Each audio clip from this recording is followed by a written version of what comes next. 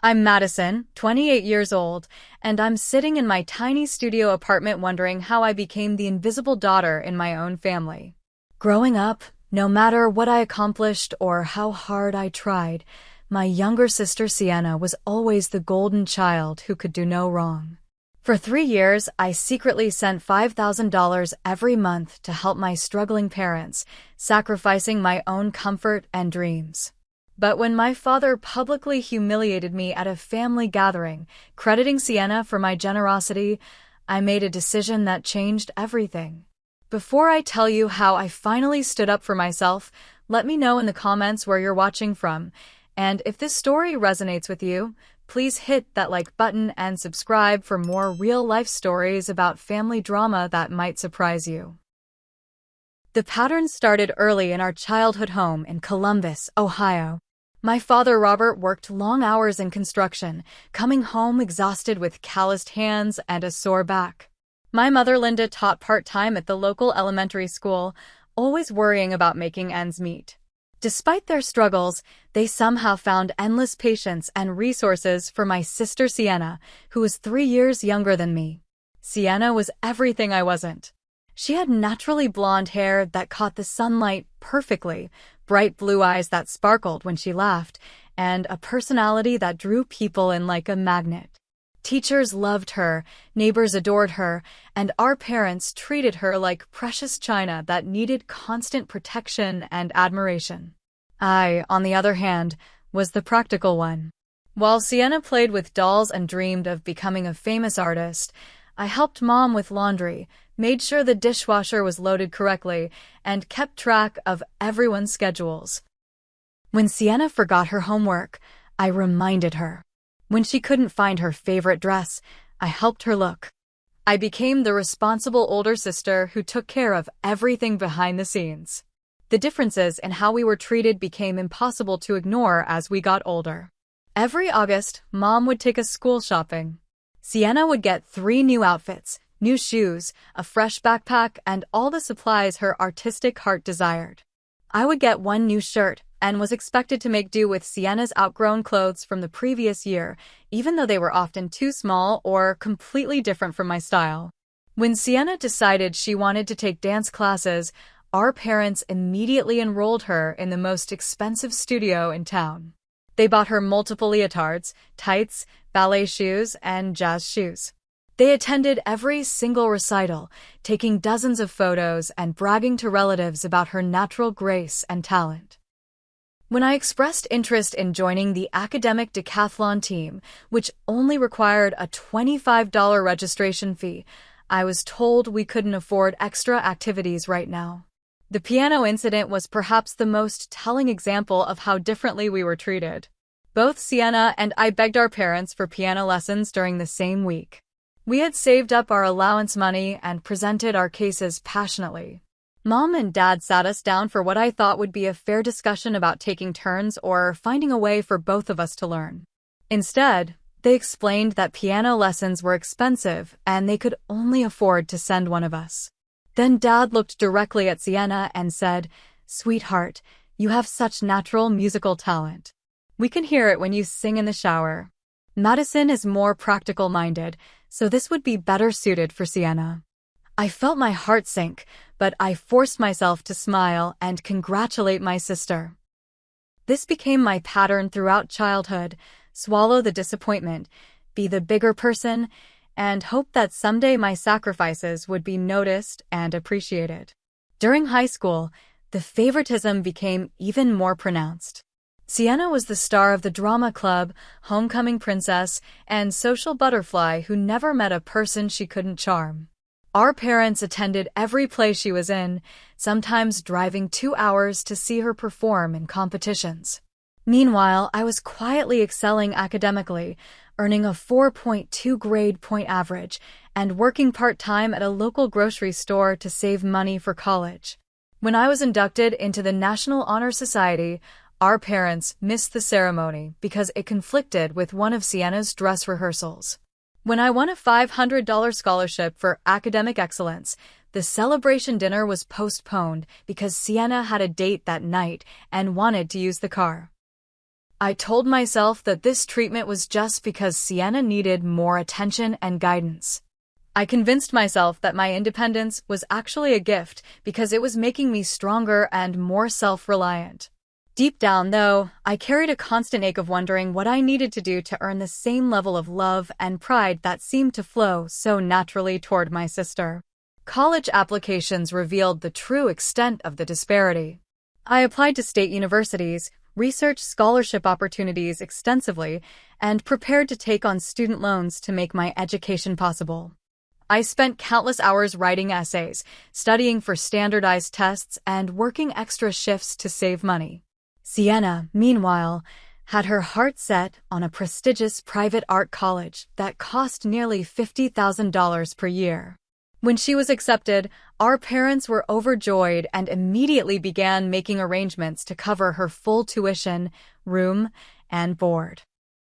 There was no discussion about loans or financial responsibility. It was simply understood that Sienna's dreams were worth any sacrifice. When I brought up my own college plans, I was told that they were proud of my independence and knew I would figure it out. The message was clear. Sienna's education was an investment the family would make together, while mine was my own responsibility to manage. Despite the hurt I felt, I remained hopeful that things would change as we became adults. I believed that my hard work and dedication would eventually be recognized. I thought that once I proved myself in the real world, my parents would see my value and treat me with the same respect and admiration they showered on Sienna. This hope kept me going through years of feeling like a supporting character in my own family story. After graduating with a degree in marketing and a mountain of student loan debt, I threw myself into building a career with the same determination I had applied to everything else in my life.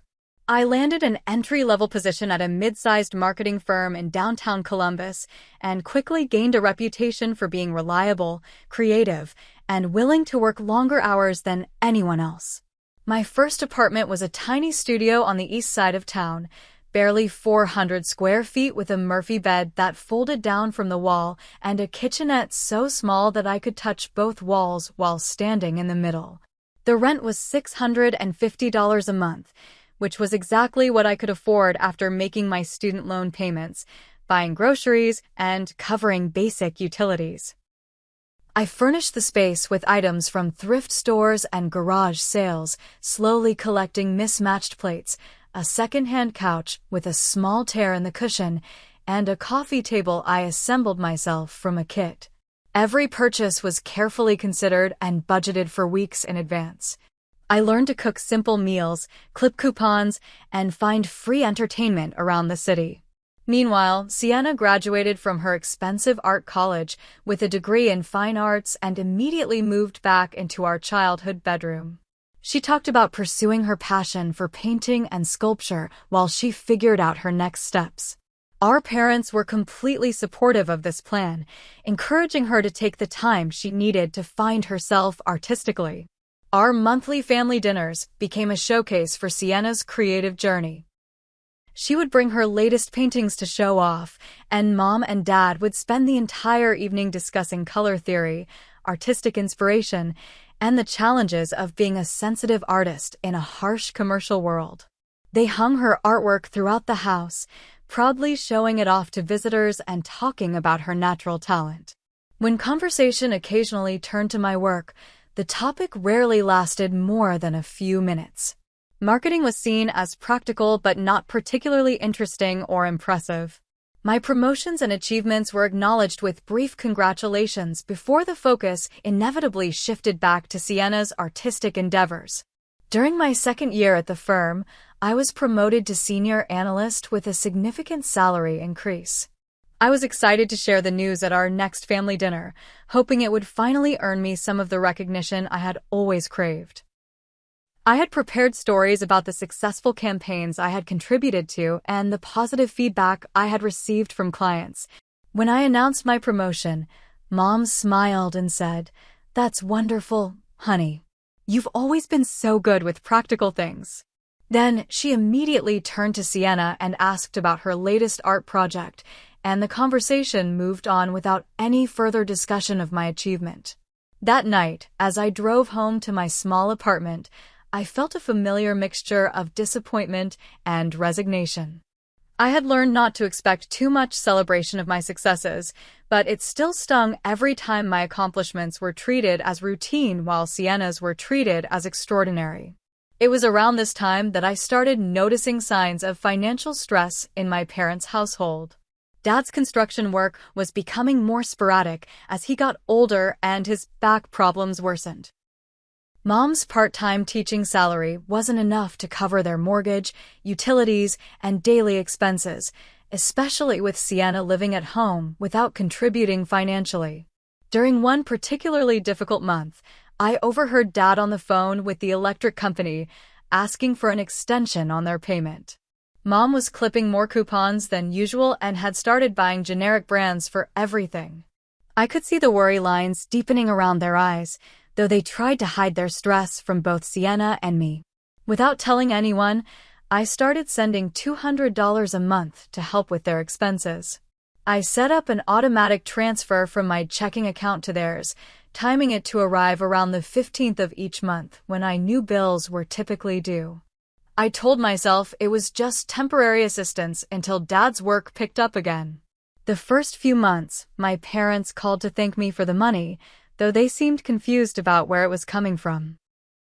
I had deliberately made the transfers appear anonymous, not wanting to make a big deal about helping out.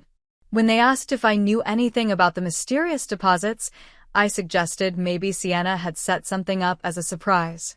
To my amazement, they immediately accepted this explanation and began praising Sienna for her thoughtfulness and generosity.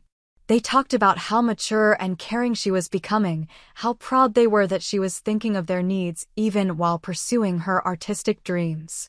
I felt a strange mixture of satisfaction and sadness listening to them credit Sienna for my secret assistance. Part of me was happy that they were receiving help and feeling supported by what they thought was their younger daughter's love. Another part of me felt invisible once again, contributing significantly to their well-being while remaining completely unrecognized. Around this time, I started dating James, a software engineer I met at a coffee shop near my office. He was kind, intelligent, and genuinely interested in my thoughts and opinions. For the first time in my life, I felt like someone truly valued what I had to say and appreciated my perspectives. James quickly noticed the dynamics in my family relationships.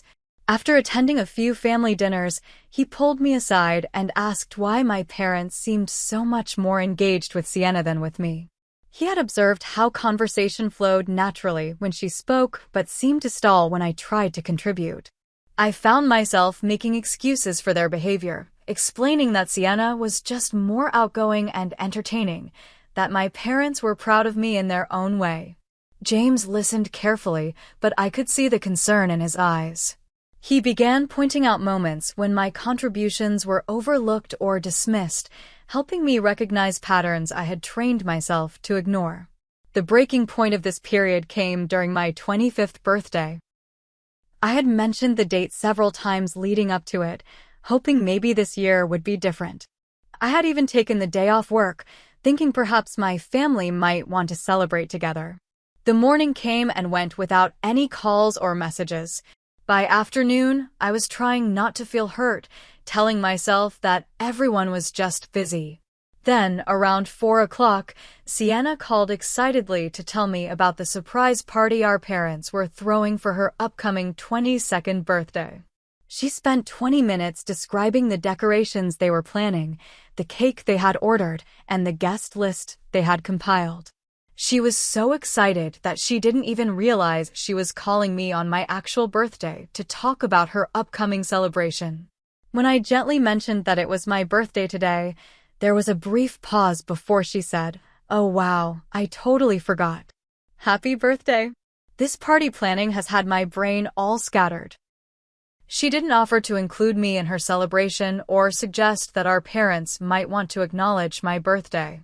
The oversight felt complete and devastating. That evening, James took me out for a quiet dinner and listened as I finally admitted how invisible I felt in my own family.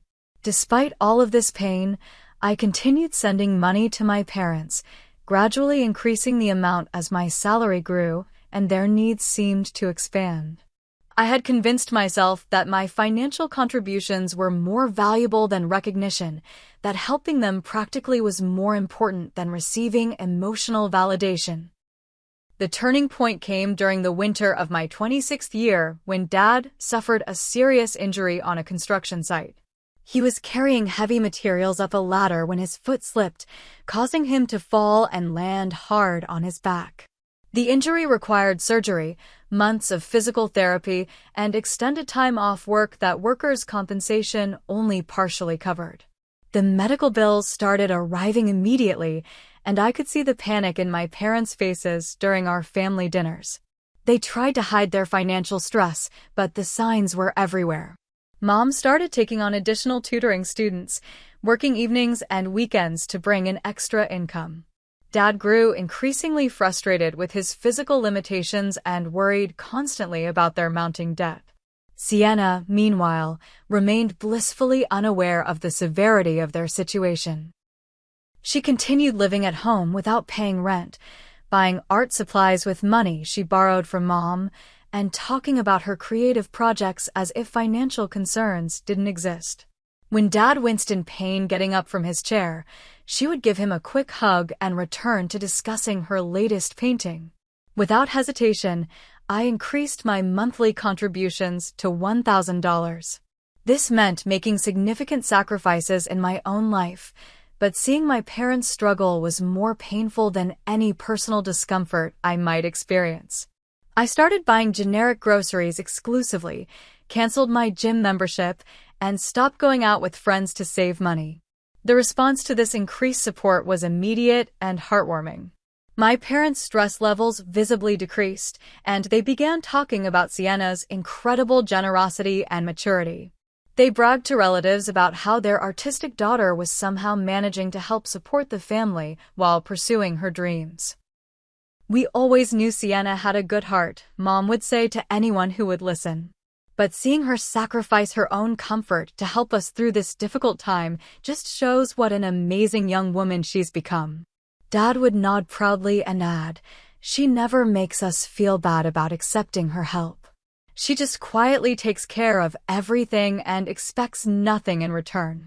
We raised her right." Listening to these conversations filled me with a complex mixture of emotions. I was genuinely happy that my parents felt supported and loved during their crisis. I was proud that I could provide meaningful assistance during their time of need. But I was also increasingly frustrated that my actual sacrifices were being attributed to someone else entirely. As Dad's recovery progressed slowly, their expenses continued to mount. Physical therapy sessions, prescription medications, and ongoing medical appointments created an endless stream of bills. Mom's tutoring income helped, but it wasn't enough to cover both their regular expenses and the additional medical costs.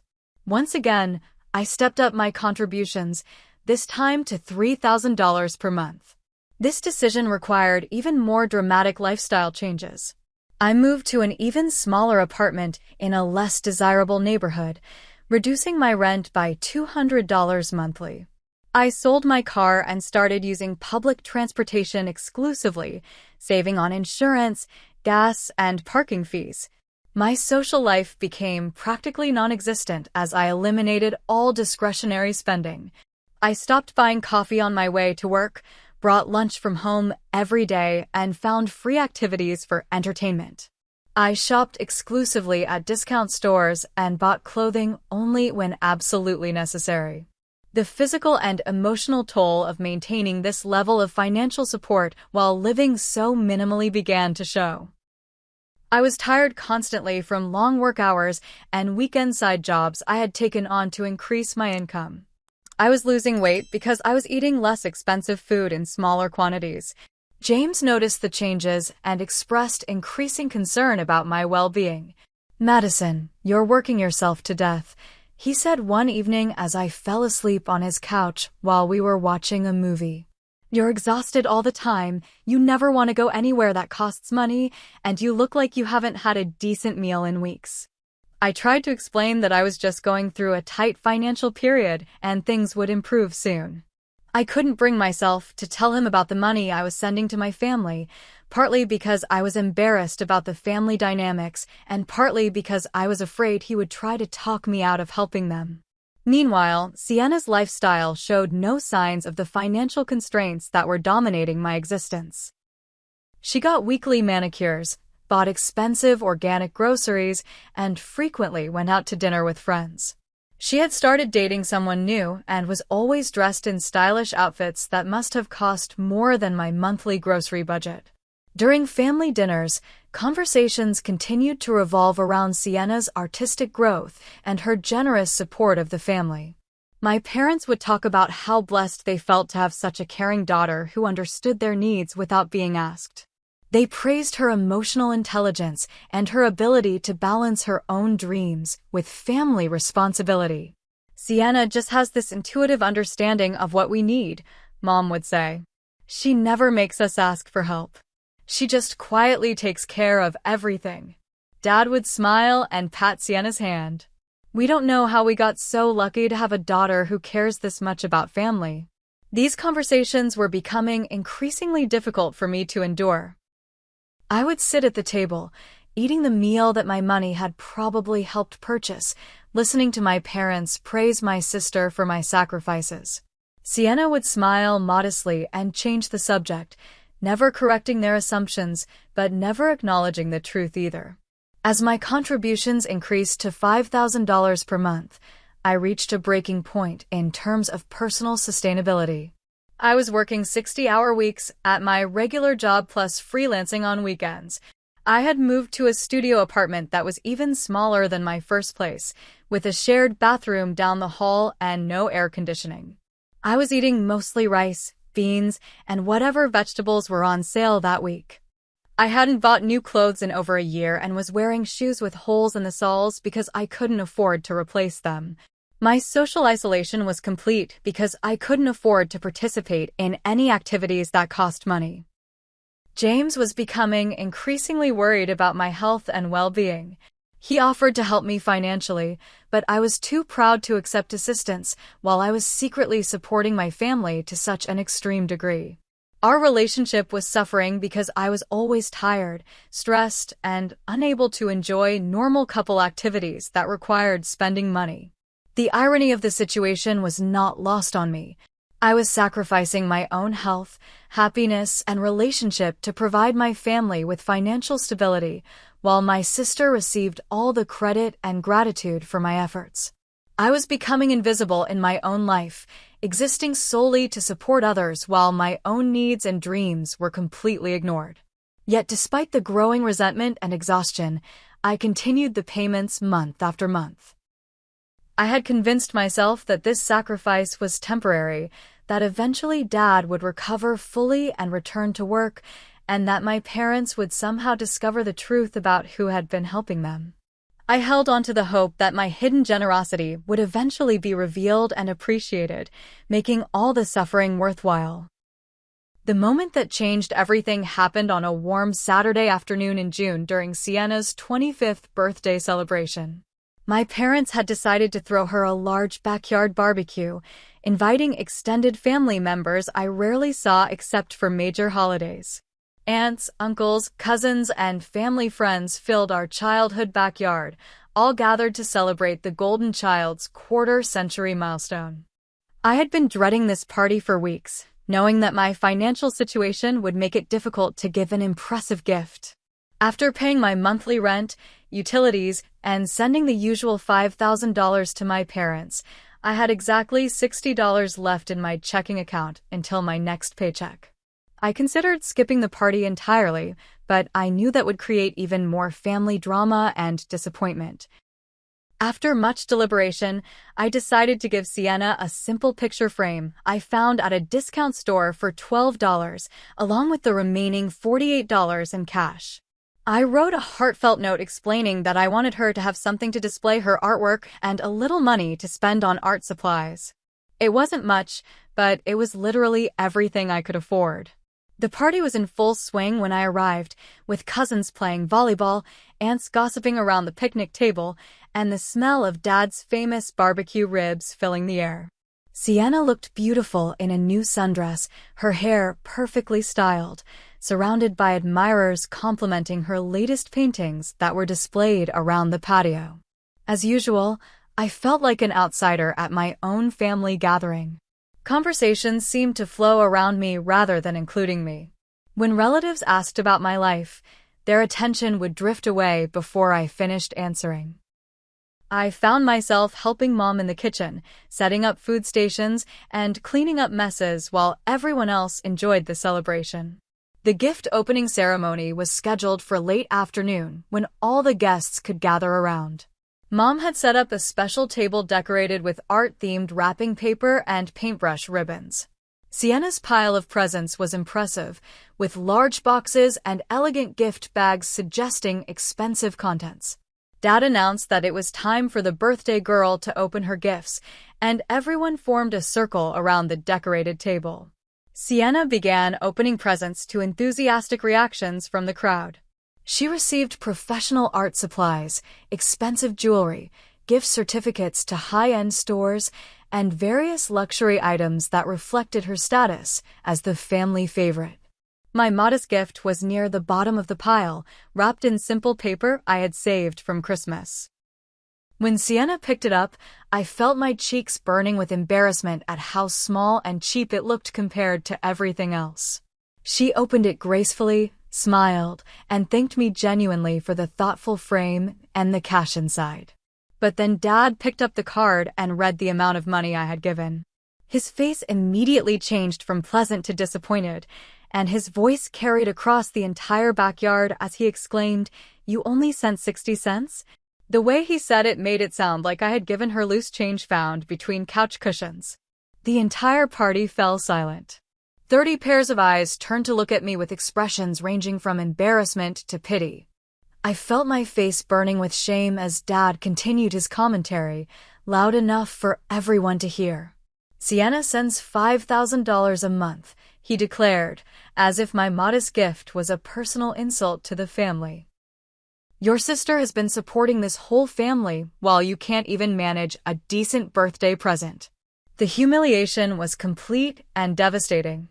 I could see relatives exchanging glances, some looking sympathetic, but others clearly judging me for what appeared to be selfishness and lack of family loyalty. Uncle Frank shook his head disapprovingly. Cousin Marie whispered something to her husband behind her hand. In that moment, standing in front of my entire extended family while being publicly shamed for my apparent lack of generosity, I reached my breaking point. 3 years of secret sacrifice, 3 years of living in poverty to support my family, 3 years of watching Sienna receive credit for my efforts, and this was how I was repaid. "That was me," I said quietly, my voice barely audible over the uncomfortable murmur of the crowd. "I've been sending the money." Dad looked confused and slightly annoyed that I was interrupting his praise of Sienna. "What are you talking about?" "The $5,000 every month," I repeated, my voice stronger now. "That was me sending it. I've been supporting the family for 3 years." The backyard fell completely silent except for the sound of someone's radio playing softly in the distance. Mom stepped forward with an expression of disbelief and anger that I had never seen before. "Stop stealing her credit," she snapped, her voice sharp enough to cut glass. "Don't lie to make yourself look better. We know exactly where that money comes from, and it's not from you." The accusation hit me like a physical blow. Not only were my parents refusing to believe the truth about my sacrifices, but they were accusing me of lying about it in front of our entire extended family. I could see relatives looking back and forth between my parents and me, clearly uncomfortable with the family drama unfolding before them. Sienna stood frozen next to her pile of gifts, saying nothing to defend me or correct the misunderstanding. She had known for months that she wasn't sending money to our parents, but she was allowing me to be humiliated rather than speaking up with the truth. "I can show you the bank records," I said desperately, pulling out my phone. "I can prove it was me." "We don't need to see fake bank records," Dad said dismissively. "We know our daughters, and we know which one of you has been taking care of this family." The final blow came when I looked around the circle of relatives and saw their faces. Instead of support or understanding, I saw pity, embarrassment, and judgment. They believed my parents' version of events completely. In their eyes, I was the selfish daughter who was so jealous of her generous sister that I would lie about financial contributions in front of the whole family. Uncle Frank cleared his throat awkwardly and suggested that maybe we should get back to celebrating Sienna's birthday. And Carol started gathering empty plates with obvious discomfort. Cousins began finding excuses to check on their children or refill their drinks.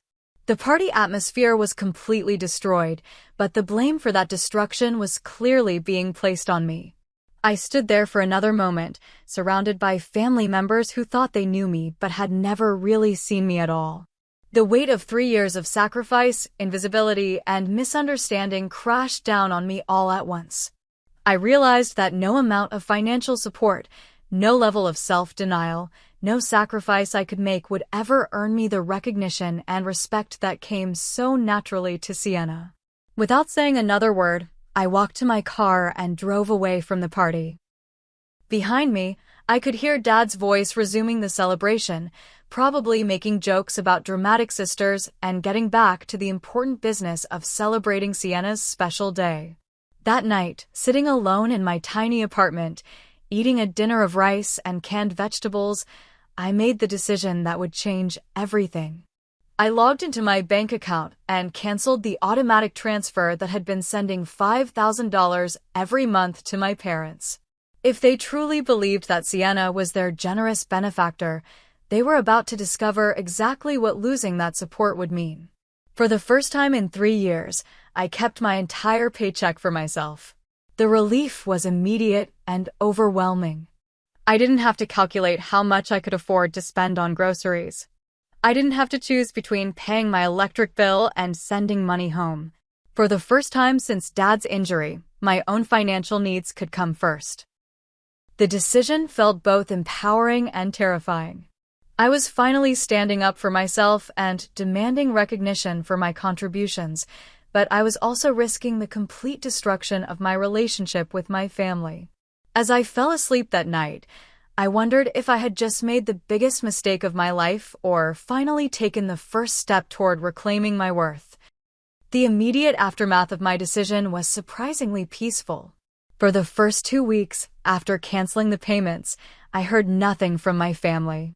I assumed they were still angry about what they perceived as my attention-seeking behavior at Sienna's party and were giving me space to cool down. Meanwhile, I was experiencing a level of financial freedom I hadn't felt in 3 years. With an extra $5,000 in my checking account, I could afford to buy fresh vegetables instead of relying solely on rice and beans. I replaced my worn-out shoes and bought a few basic clothing items to replace garments that had become embarrassingly shabby. I even treated myself to dinner at a modest restaurant with James, who was thrilled to see me enjoying a normal meal again.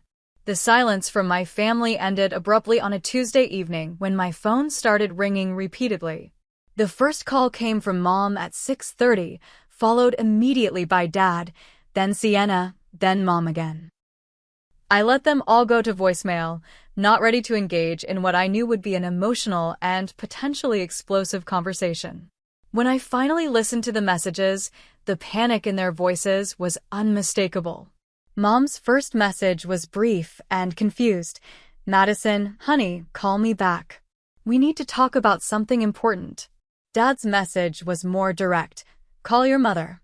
Something's wrong with the bank account." By the time I reached Sienna's message, the situation had become clear. Her voice was shaking as she explained that Mom and Dad had called her frantically because their monthly financial assistance hadn't arrived. She had been forced to admit that she had never sent any money to them and had no idea where their support had been coming from. The next morning, Dad called me directly. His voice was a mixture of confusion, embarrassment, and growing realization as he asked the question I had been waiting 3 years to hear. "Madison, we need to talk. The bank says the monthly transfers to our account were coming from your account number. Sienna says she never sent us any money. Can you explain what's going on?" For a moment, I considered making him work harder for the truth. After years of being dismissed and overlooked, part of me wanted him to beg for information. But I was too exhausted from carrying the secret to drag out the revelation any longer. "I've been sending you $5,000 every month for 3 years," I said simply. "Since right after Dad's accident." The silence on the other end of the phone stretched for nearly a minute. When Dad finally spoke, his voice was small and uncertain in a way I had never heard before. "But you never told us it was you. We thought," Sienna said. "Sienna never said anything," I interrupted. "You assumed it was her, and I let you believe it because I thought it would be a nice surprise eventually. I never imagined you would refuse to believe me when I finally told you the truth." The conversation that followed was painful and awkward. Dad tried to apologize for his reaction at the party, but he also seemed confused about why I had kept the payments secret for so long. He asked repeatedly why I hadn't just told them from the beginning, as if the years of favoritism toward Sienna hadn't made it clear that my contributions would be valued differently than hers. When I explained that I had stopped the payments because of how I was treated at the party, Dad's tone shifted from apologetic to defensive. He accused me of being manipulative and using money to control the family. He suggested that stopping the payments was an overreaction and that I was punishing them for a simple misunderstanding. "We can't afford to lose that support right now," he said bluntly. "Your mother had to pick up extra tutoring work, and I'm still not back to full-time construction. We need you to restart those payments immediately." The entitlement in his voice was breathtaking. Even after discovering that I had been secretly supporting them for 3 years while living in near poverty, his primary concern was ensuring that the money continued flowing. There was no acknowledgement of my sacrifice, no appreciation for what I had given up, no recognition of how wrong they had been about crediting Sienna. "I'm not restarting the payments unless things change," I said firmly. "I want public acknowledgement of what I've done, equal treatment going forward, and Sienna needs to start contributing to the household instead of living like a supported child." Dad's response was immediate and angry. "You can't blackmail your family with money. If you really cared about us, you wouldn't use our financial struggles as leverage to get attention." The accusation stung, but it also clarified something important for me. My family saw my financial support as an obligation rather than a gift. They viewed my desire for recognition not as a reasonable request for acknowledgement, but as attention-seeking behavior that diminished the value of my contributions. Over the following weeks, the pressure campaign intensified. Mom called crying about how they were going to lose their house if I didn't resume the payments. Sienna sent long text messages talking about how family should support each other unconditionally, without keeping score or demanding recognition.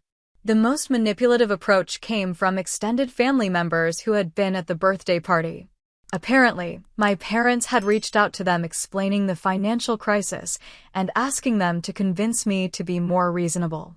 I received calls from Aunt Carol, Uncle Frank, and even cousins I rarely spoke to, all delivering variations of the same message. Family comes first. Money shouldn't come between loved ones, and I was being selfish by withholding support. None of these family members seemed particularly interested in hearing my side of the story.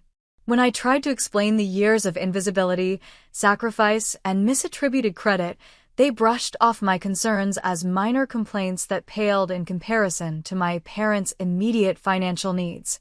The most difficult call came from my grandmother, Mom's mother, who was 83 years old and had always been my favorite relative.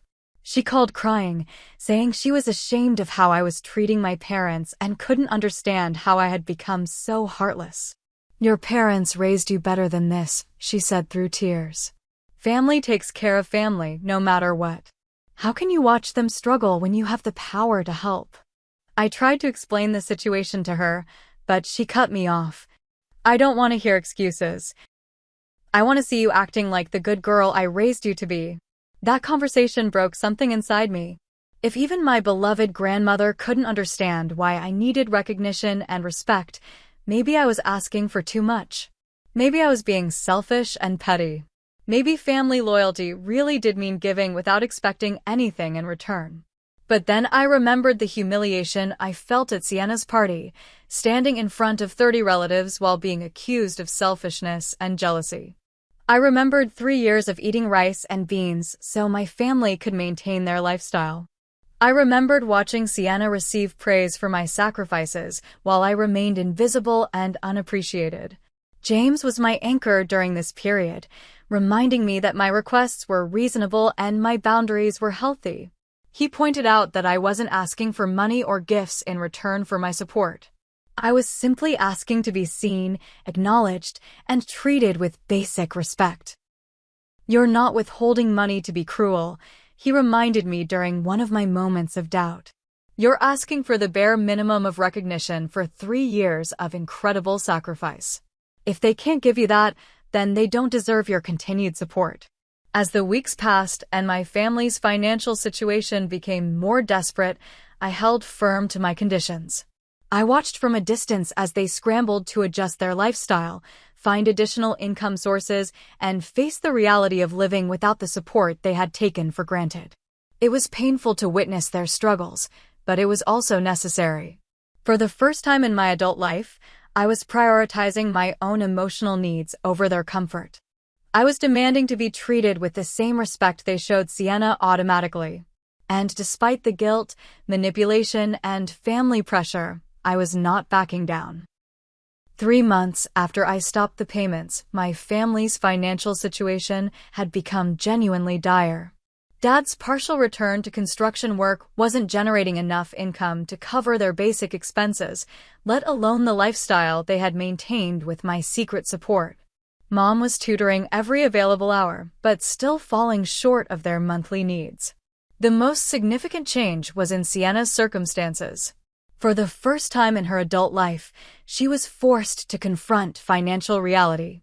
The art gallery job she had been considering but never seriously pursuing suddenly became a necessity.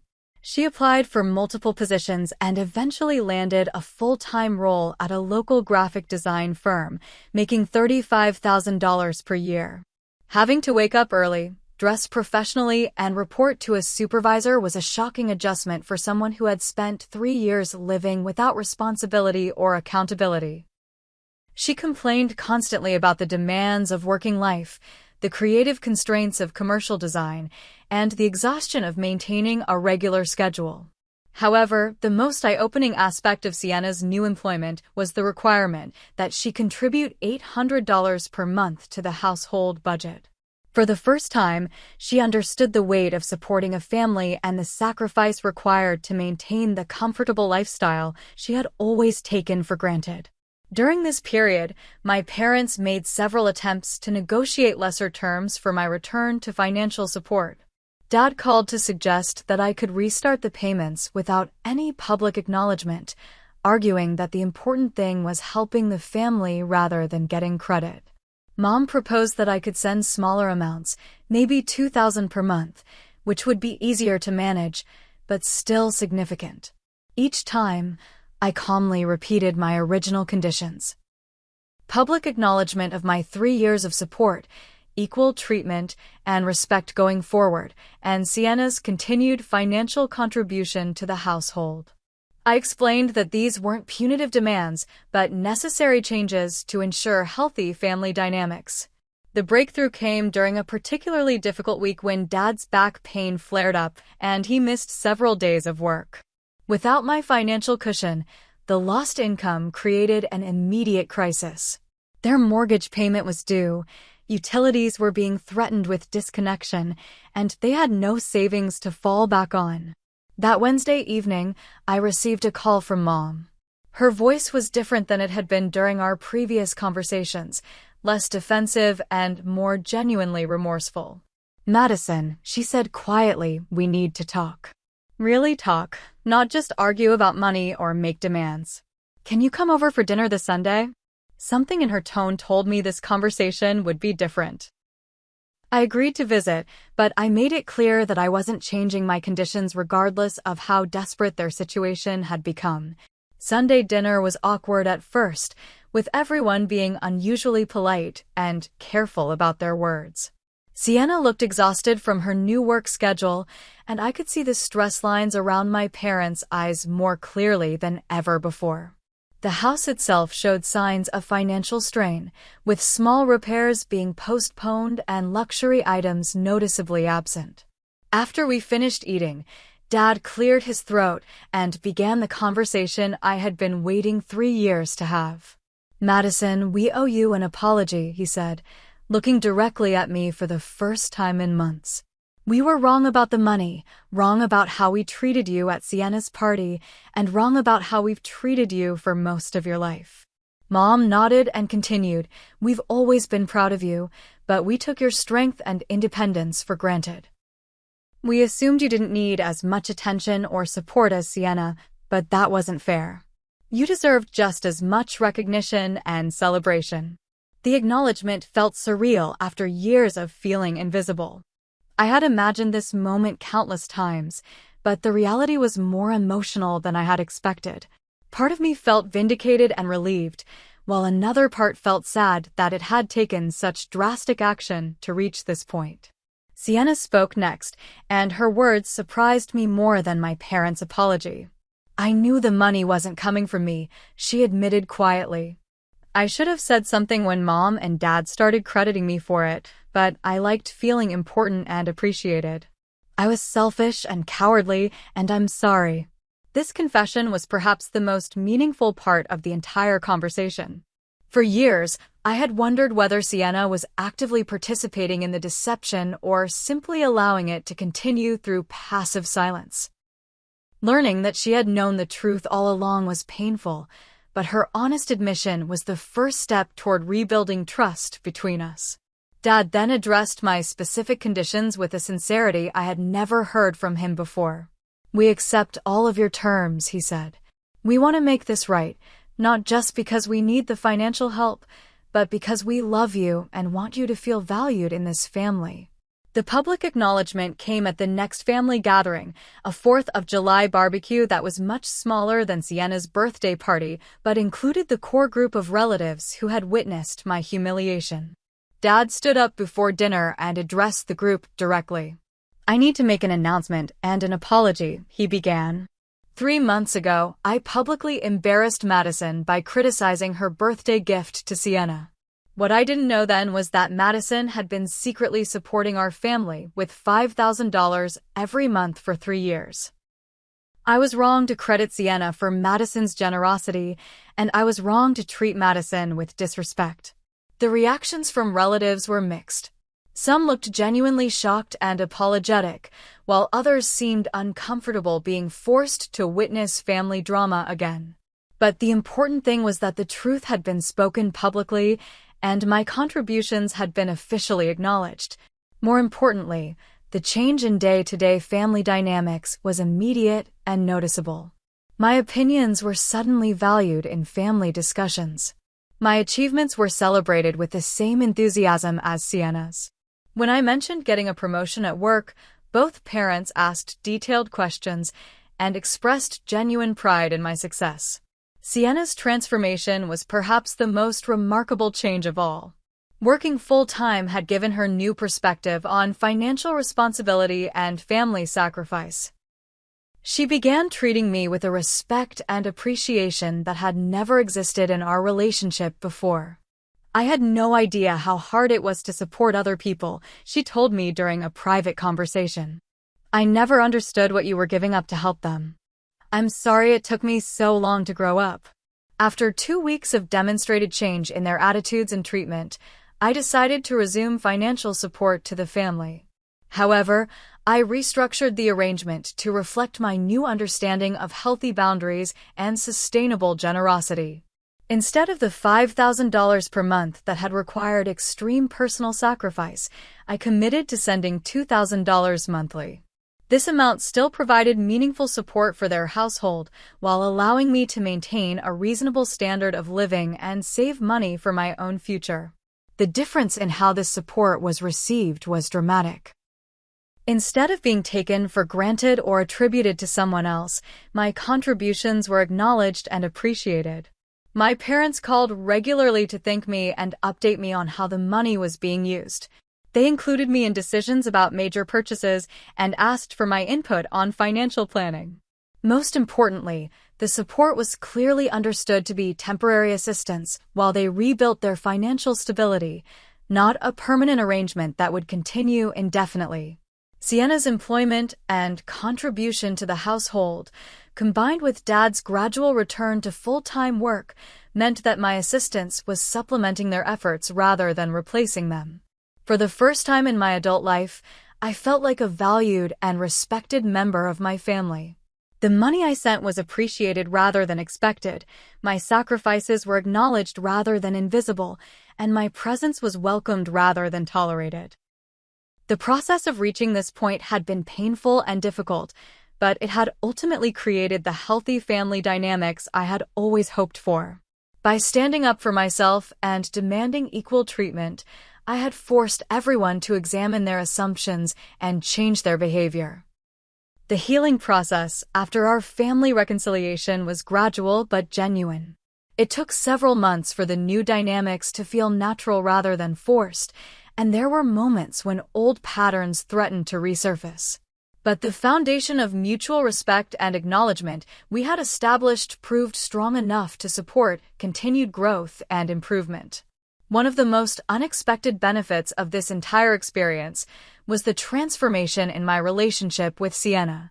Having to work full-time and contribute financially to the household had given her a maturity and perspective she had never possessed before. She began seeking my advice about career decisions, financial planning, and even relationship issues. "I never realized how much you were handling all by yourself," she told me during one of our new regular sister conversations. "I always thought you had everything figured out so easily, but now I understand how much work and sacrifice was involved." Our parents also continued demonstrating their commitment to treating us equally. They made conscious efforts to celebrate my achievements, ask about my life, and include me in family decisions. The change wasn't just symbolic, it was practical and consistent. When I received another promotion at work, they threw a small celebration dinner and bragged about my success to relatives with the same enthusiasm they had always shown for Sienna's accomplishments. When I mentioned wanting to take a vacation with James, they encouraged me to prioritize my own happiness rather than feeling obligated to send extra money to them. My relationship with James also benefited enormously from the resolution of my family issues. The stress and secrecy that had been straining our connection disappeared, replaced by open communication and shared goals. He had supported me through the most difficult period of standing up to my family, and witnessing my growth in self-worth and boundary setting had strengthened his respect and affection for me. 6 months after resuming financial support to my family, Dad's health had improved enough for him to return to full-time construction work. Combined with Sienna's steady employment and Mom's tutoring income, they were able to achieve financial stability without relying on my assistance. When I announced that I would be gradually reducing my monthly contributions as their situation improved, their response was everything I had hoped for during those years of invisible sacrifice. They expressed sincere gratitude for everything I had done, acknowledged the personal cost of my generosity, and supported my decision to prioritize my own financial goals. "You've given us so much more than money," Mom said during the conversation about transitioning away from my support. "You've taught us about appreciation, respect, and recognizing the people who love us enough to sacrifice for our well-being." The most profound change was in my own sense of self-worth and family identity. For the first time in my life, I felt like an equally valued daughter rather than a supporting character in Sienna's story. My contributions were recognized, my opinions were respected, and my presence was genuinely appreciated. This transformation allowed me to rebuild my financial stability and pursue goals I had put on hold during the years of extreme sacrifice. I was able to move to a nicer apartment, start saving for the future, and even begin planning for the possibility of marriage and starting my own family with James. The lesson I learned through this painful but necessary process was that love should never require you to sacrifice your dignity or self-worth. For years, I had believed that providing financial support without recognition was a noble form of love, but I discovered that healthy relationships require mutual respect and acknowledgement. Standing up for yourself isn't selfish when you're asking for basic human dignity. Demanding equal treatment isn't unreasonable when you've been consistently overlooked and undervalued. Sometimes, the people who love you need to lose your support temporarily to remember why they should value and appreciate you. The most important realization was that your worth as a person isn't determined by what you're willing to give up for others, but by how you honor and respect yourself in the process of loving them. True family love creates space for everyone to be seen, valued, and appreciated for their unique contributions. Today, my relationship with my family is healthier and stronger than it has ever been. We've learned to communicate directly about needs and expectations rather than making assumptions. We celebrate each other's successes genuinely and support each other's struggles without creating unfair burdens or invisible sacrifices.